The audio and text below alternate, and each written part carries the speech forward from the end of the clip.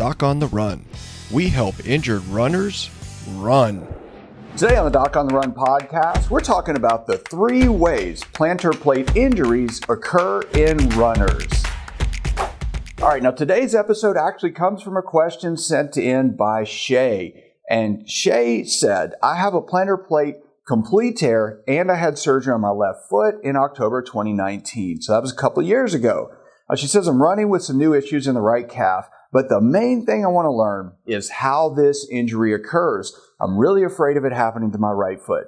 Now, that's a completely reasonable concern. And if you think about this, you've got to understand the 3 ways plantar plate sprains really do happen in runners. And so I talk to injured runners all the time. I lecture at medical conferences, teaching doctors what I do with runners who have these plantar plate injuries.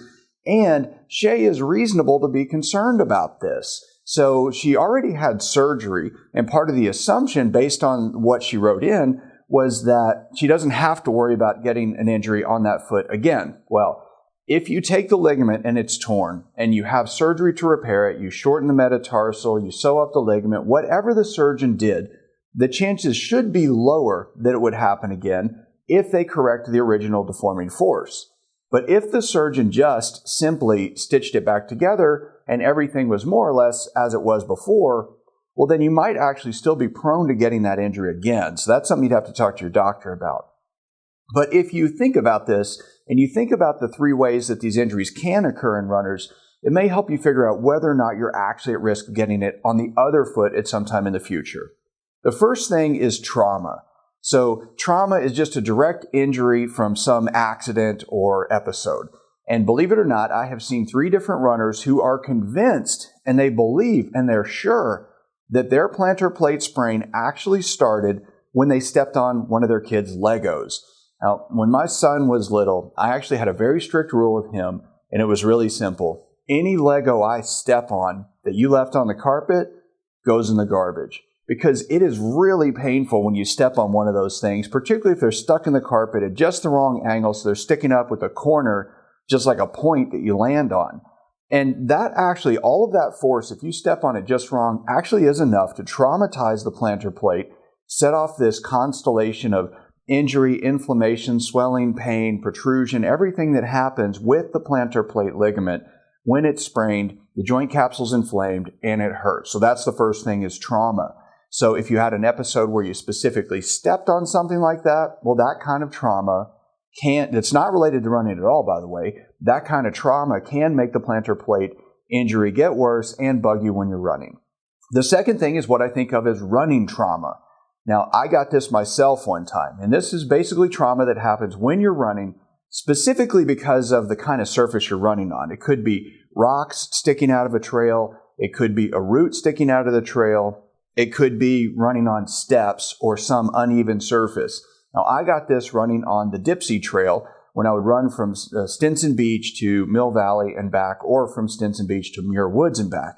And either way, there are a lot of steps. They're wooden steps cut into this very steep hillside, and I would actually run down those steps, skipping to the 3rd or sometimes 4th step, depending upon how steep it was.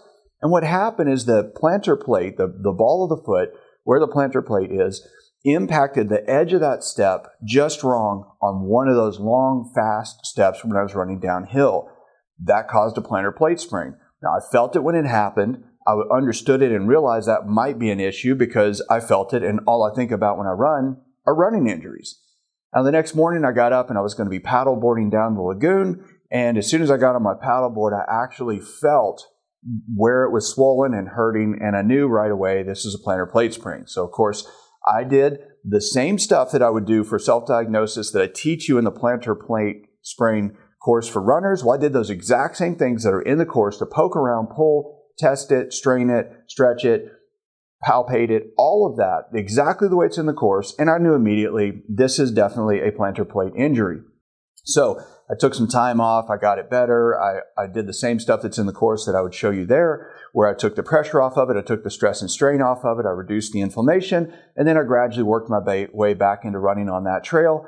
And that was uneventful. But that's one way it can happen, is that you're running and you hit something when you're running with your foot on the trail just because it's uneven.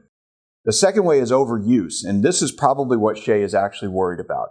It's not running too much. You've got to understand that. So if you don't hear anything else here today, realize that if you got a plantar plate sprain and the doctor told you it was overuse, it's not because you ran too far. It's because of the way that you ran, the way that your foot hit the ground, the way that you landed on the surface underneath you.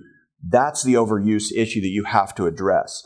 This is about how you're built. It's about your biomechanics. It's about your running form. And all of those things are things that you can modify in a way that reduces the stress and strain on the ligament.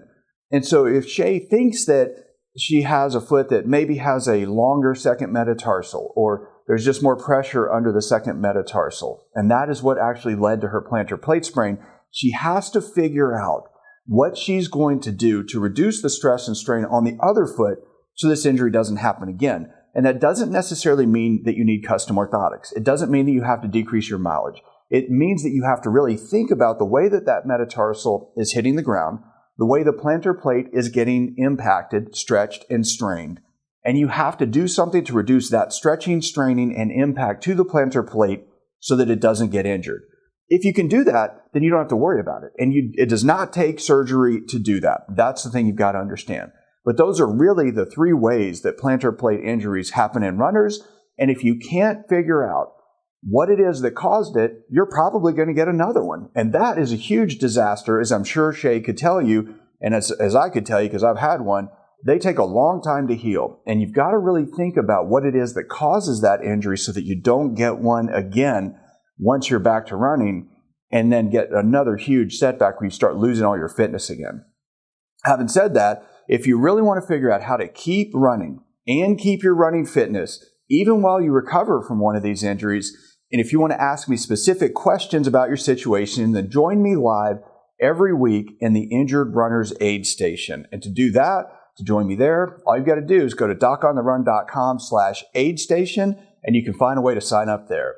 So thanks, and Shay, I hope that helps you. I hope that helps you figure out, think about some of these things in terms of what really happened when you got this injury so that it doesn't happen on your other foot. Doc on the Run. We help injured runners run.